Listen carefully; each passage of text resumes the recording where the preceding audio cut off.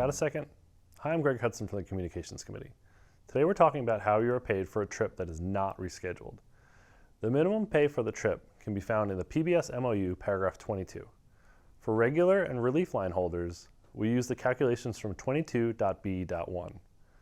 The minimum pay for the trip is the greatest of these three calculations, and you can only use one calculation.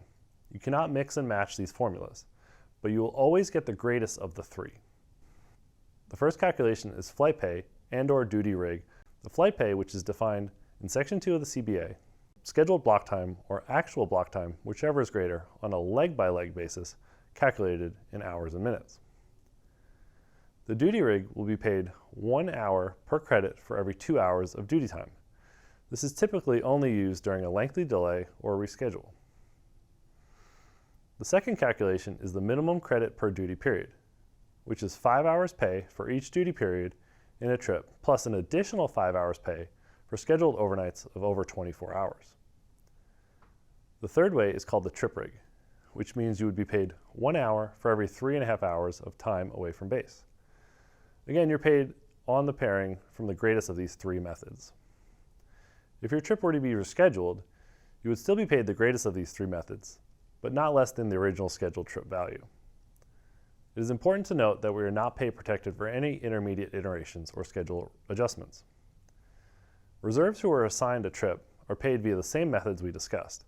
However, a reserve who is not assigned a trip during their RAP are paid via Section 4.a of the CBA. Let's go through some examples.